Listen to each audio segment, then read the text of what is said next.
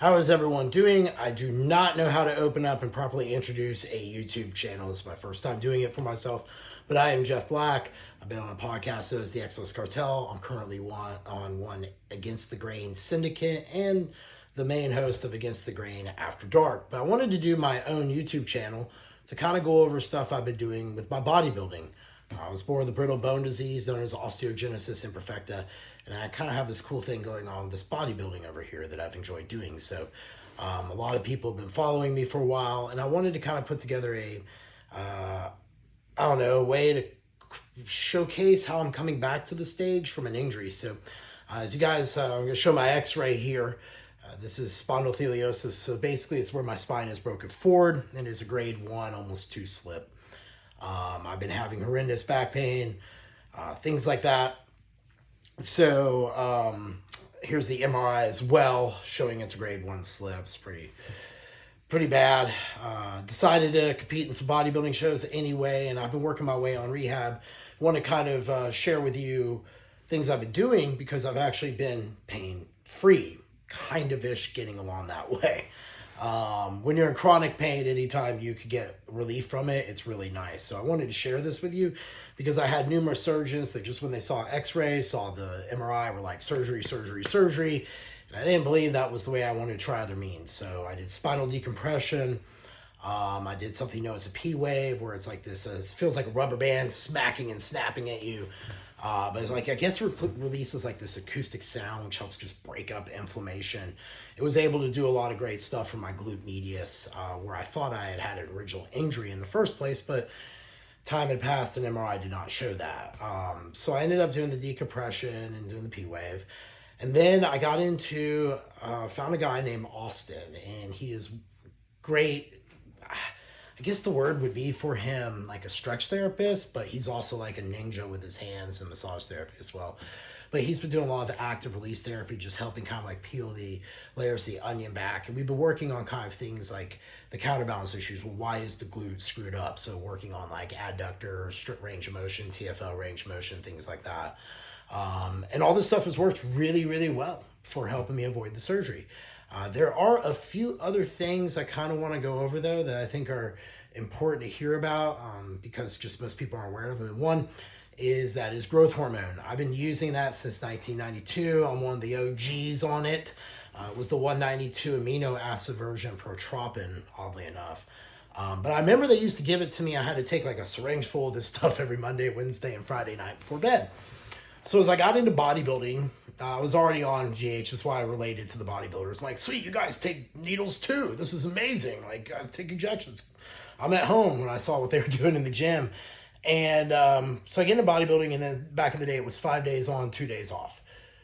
Then it became, well, you just do it every day. So now I'm at 43, and I've been doing basically 10 IUs Monday, Wednesday, and Friday. So what I did was I took my weekly dose, which was roughly 28 IUs. So it was 4 IUs a day over 7 days. And I just decided to do it Monday, Wednesday, Friday. And so on my training days, I wanted to show you guys like my Oura ring. So here's my Oura ring when I was doing 4 IUs a day. Every day, roughly, these were the numbers. Heart rate's higher. Since I switched to the Monday, Wednesday, Friday, I've noticed my resting heart rate has gone down. It's often common in generic growth hormone, which I take. I love generics. I've used them all. I can't tell a difference. If you can, good for you. You're special. But regards to the GH with the generics, you tend to notice a lot of people say the resting heart rates go up a little bit. And that was the case for me. But when I do it Monday, Wednesday, Friday, it's managed a lot better. Plus my recovery and sleep is really, really off the charts. I can't say enough good things about it. There's a study here showing it. Sure, it's with children. I get it. But I will say that's what I did as a kid. So yes, I can confirm this was true with the protropin and later humatrope. But I wanted to talk about this because often what I'll see with a lot of growth hormone use in people, especially even just low dose over time, is sometimes you'll see like the insulin resistance, their fasted insulin numbers will go up. They'll have high fasted blood glucose. Since I started doing this, my fasted blood work due for some, so I'll know roughly soon, because last time I did it, I was pounding a bunch of GH daily, the 4 IUs, well, not a bunch, but now I'm doing it this way. But I've noticed my blood glucose numbers are way more manageable. Instead of creeping into the low 100s, It's been roughly anywhere from the 80s to the 90s, just depending upon my sleep from the night before. Another one I want to talk about is high-dose BPC-157. You're seeing this being called like a miracle healing agent. A lot of people who've got tendon, ligament tears swear by it. I actually think this stuff is really great. However, most people are taking 250 micrograms twice a day. I opted to do the whole bottle one time once a week. And that, along with the TB together, especially doing a whole bottle at a time, I noticed I was just able to, scaffold, like build on top of what I was overcoming week after week. Because as I was getting a lot of that work done, the inflammation was leaving my body. This stuff was helping just swoosh out because my nervous system was just having a hard time releasing the new range of motion. So I personally recommend people, if you're going to try the BPC and you've got this lingering injury, I would tell you to try the whole bottle, do it in one shot. It ain't going to kill you. For what, according to the research, let's people see one that I have not seen. Of course, this is all just for fictional medical practitioner purposes. Anyway, but I would try it that way. I think it really, really helped in regards to kind of building that momentum to overcome my initial injury. The other thing I wanted to talk about was my training. I like the hypertrophy mechanics and the specifics and all the stuff like that, but it was making training not fun for me. And I grew up in the days of Flex Magazine where you just saw Lee Priest work out. You're like, all right, I'm going to do 30 sets of back. I just grew up with that. I like it. It's how I prefer to train.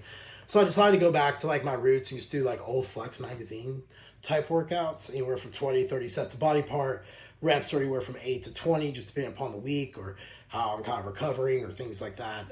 Because I have to kind of keep in play the recovery of my lower back and not going too fast as quickly as I want to. So I always tell people, look, if you're bored with training, if it's becoming like where you're like Tom Brady examining, I don't know if he reviews tape as much as I see that like these coaches want people to send in all these videos of set after set of exercise after exercise. I get it.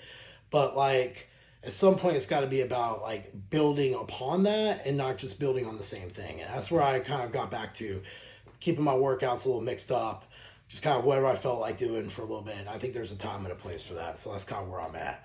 I don't know if I'm going to compete again anytime soon. It really hasn't crossed my mind any. If I did, it would probably be definitely in a couple of years. So with that being said, this is kind of like the first of many videos I hope to do. Oh, how could I forget? What's my current physique update? Well, this is what I currently look like. Cha-ching. Not bad, just on basically TRT test, and I have a little bit of masteron in there, and that's to kind of help control my estrogen levels, keep it around 40 on blood work. I feel really good there. My cholesterol is really good there. My HDL is usually in the 30s, but my LDL is like in the 60s. My triglycerides are around the 40s. Typical blood work. The one thing that does throw it off, though, oddly, is when I was on keto. I did a lot of saturated fat, and my 23andMe said not to do that because if I did more than that, it wasn't good for me. And for whatever reason, that saturated fat just crushed my cholesterol, and I'm not going to take the risk with that. So with that being said, I'm more of a low-fat diet right now. My fat's about 45 grams. Carbs are anywhere from 250 to 400 to as low as 150, depending upon the day, and protein's pegged at 250. Nothing else real special for the time being. If you guys got any questions, anything else, anything you guys like me to cover, let me know. I'd like to know. With that being said, welcome to the first of many. See ya.